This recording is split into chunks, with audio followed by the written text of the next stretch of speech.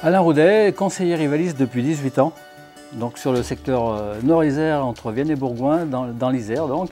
Je suis de formation comptable. J'ai travaillé 25 ans comme contrôleur de gestion, directeur administratif et financier dans des unités de production, ce qui m'a permis d'avoir une connaissance des hommes dans les ateliers.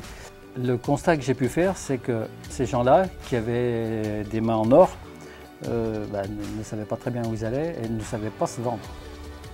Mon métier m'a amené à réfléchir à comment aider ces petites structures, ces TPE en fait, ces artisans, à ce qu'ils puissent vivre de leur travail et de leur savoir-faire. Donc j'ai fait la découverte d'Henri Valdan en septembre 1999, qui m'a présenté Rivalis. Cet outil m'a tout de suite plu, dans la mesure où il correspondait à ce que j'avais besoin pour piloter les entreprises. Donc une fois rentré, j'ai dit à Catherine, ma femme, qui est aussi mon associée aujourd'hui, Rivalis, c'est vraiment l'outil dont on a besoin.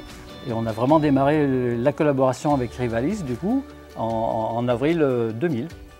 Voilà. Donc coup d'eau sol, je suis parti avec mes caisses à outils Rivalis pour aller aider les artisans de mon secteur géographique. Le premier constat, c'est que les artisans et les TPE avaient besoin d'être accompagnés, d'être aidés, et que ce n'étaient pas les experts comptables qui pouvaient faire cette démarche dans la mesure où ils n'étaient jamais dans l'entreprise.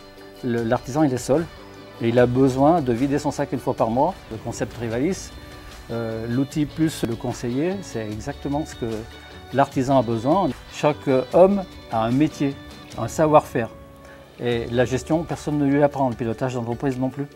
Et bien souvent, c'est de là que vient la difficulté.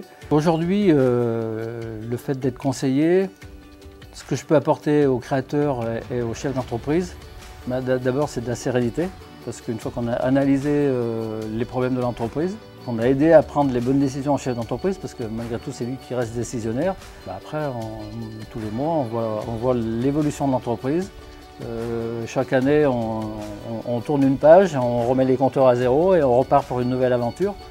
Et ça, franchement, pour quelqu'un comme moi qui aime ce style de vie, c'est royal, honnêtement. Les relations avec nos clients, elles sont toujours très bonnes dans la mesure où quand on les choisit, c'est de la convivialité, c'est, comment dire, on rentre dans la famille.